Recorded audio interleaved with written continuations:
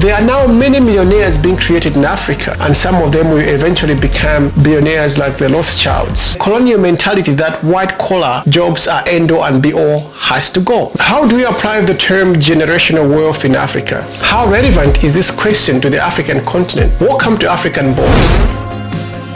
Personal finance literacy these days is dominated by Westerners, especially on YouTube and other social media forums, using terms such as building generational wealth. Generational wealth, so much has been said about it, right? It's the eighth wonder of the world. And buzzwords that will lead to generational wealth, such as multiple streams of income, passive income, index funds, real estate, and others. Let us look at the generational wealth today within the African context. How does generational wealth look like in Africa? Myself, being of African origin, I find a lot of personal finance advice or financial literacy not applicable to Africans due to a number of factors. For example, most of our people don't have access to finance or stock investment or trading or even digital marketing. Most importantly, African countries are listed as least developed countries or developing countries according to the World Bank Index, which means at the moment, the majority of Africans are excluded from financial tools which would help with the creation of generational wealth, let alone day-to-day income. The definition of generational wealth refers to financial assets that are passed down through families to children, grandchildren, and beyond. For example, one can pass on cash, investments, property, and more. For context, here are some famous families who are very good examples of creating generational wealth. We might have read about them in magazines or saw them on TV. The Rothschilds are a Jewish family originating from Frankfurt, Germany, who are rumored to be the richest family on earth and worth trillions of dollars. Some say about $2 trillion. These riches have been passed down from generation to generation through smart investments in banking and finance, among others. Officially, rather, the richest family in the USA are the Walton family, whose worth is in excess of $225 billion. The family still owns nearly half of their namesake company, Walmart. They are big retail shops mostly found in the Western world. The Waltons' riches are spread out among family members and have been passed down to generations. Walmart first opened in 1962 as a single store and has grown exponentially since then. Most of us, though, have heard of the Rockefeller family, who inherited billions of dollars originating from John Rockefeller, America's first billionaire, who founded Standard Oil in 1870. Today, the Rockefeller family fortune is spread among 90 heirs. Though they have given most of their fortune away, they are still worth billions of dollars. This is another good example of passing on wealth from generation to generation or creating a family legacy of wealth. But in case you haven't noticed, there are no African families among this list of significantly and insanely wealthy families who are known globally. These examples are the extreme side of wealth, but let us tone it down a little bit. African families do not have to make billions of dollars to create wealth which will last for generations, or in creating a legacy of wealth and change the fortune of the continent. No. The late Steve Jobs, founder of the tech giant Apple, said, "Start small, think big, don't worry about too many things at once. Think about not just tomorrow, but the future."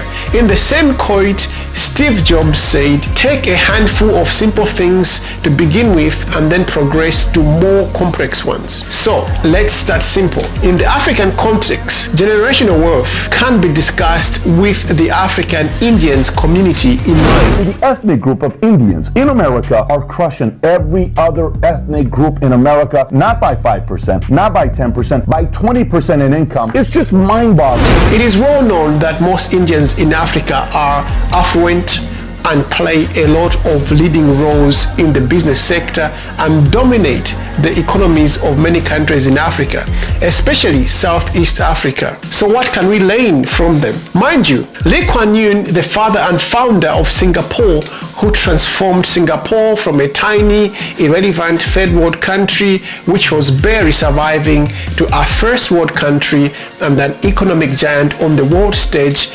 despite its lack of size and natural resources. It's staggering that this transformation happened within Lee Kuan Yew's leadership. Lee Kuan Yew, or LKY as he was popularly known, said on many occasions that Singapore learned a lot from copying from other countries and applying these situations to their own country if it made sense for them.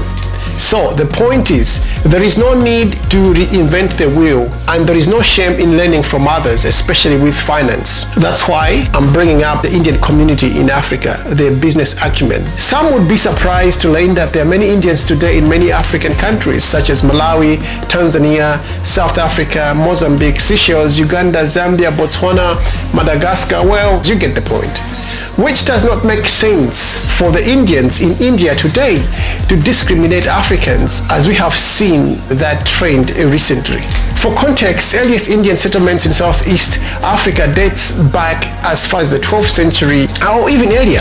There were Indian settlements recorded in Sofala, present-day Mozambique. The Indians arrived in Africa by sea as traders, and some arrived as laborers from India during the British imperialism, as India was also colonized by the British and then they just stayed on. Indian entrepreneurship is not without controversies in Africa. Many Africans tend to be skeptical with the Indian community, as most of them do not participate or mix with the locals. But having said that, there are other Indians that are just as African as your regular African. If you remember Idi Amin, earlier on he had expelled most of the Indians in Uganda and gave their business away to Africans. According to him, most of the Indian community were holding British passports, though they were living in Uganda. That was his reasoning. It's important to mention that a significant number of Indians have since returned to Uganda after the expulsion. And Indians today are considered pretty much part of the furniture in Africa and are still thriving today in terms of entrepreneurship. What is the secret of the Indian community dominating businesses in Africa today? The concept of generational wealth comes into play. We all have seen it. We just did not know the term for it.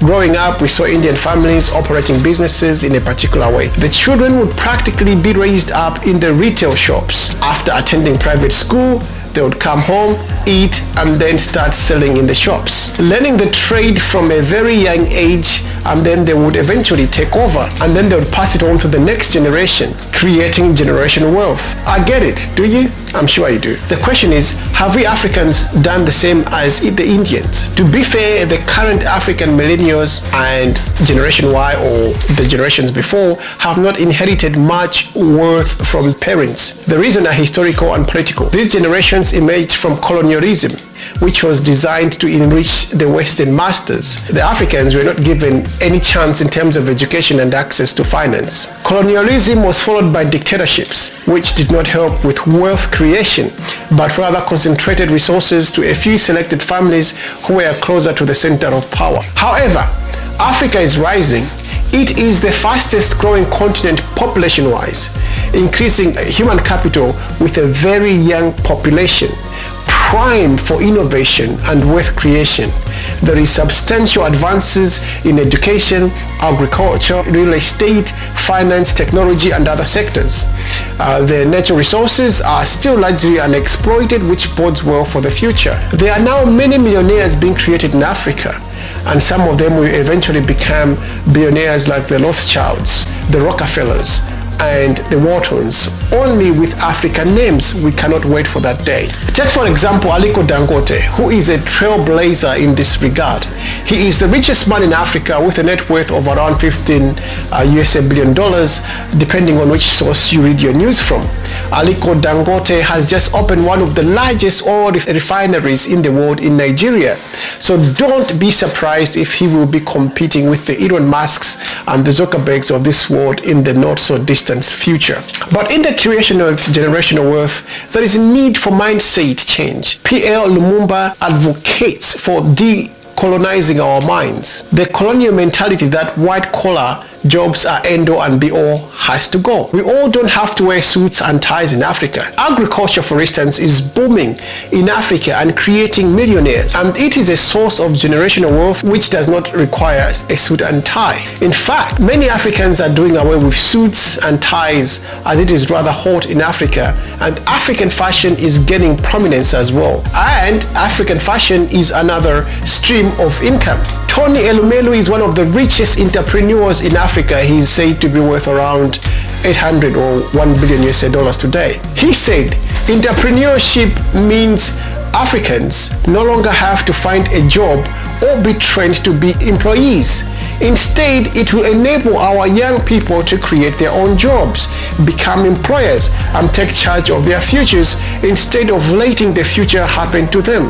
End of quote. We know that an important hindrance in creating wealth in Africa is finance. There is lack of financial access from the banks for startups or to scale up your businesses. A report by the United Nations, however, states that over the last decade, remittance flows to Africa doubled in size, reaching about $100 billion in 2022, surpassing funds received through official development assistance and foreign direct investments. Remittances are your relatives that are slaving away in the West who send money to you. So do not waste it. People work too hard for that money. But these remittances have largely been used for consumption. However, it appears that recently a good percentage is being used in real estate. However, still most of it goes for consumption, ready for another transfer of M-Pesa or Flutterwave, the good old Western Union. But some Africans in the diaspora have found a solution to this. They are putting their resources together to increase capital and operate family businesses at home to utilize this remittance boom. So the future for creating generational wealth for Africans is looking much brighter than ever. What do you think about generational wealth in Africa? Please leave your comment below, and I'll see you in my next video.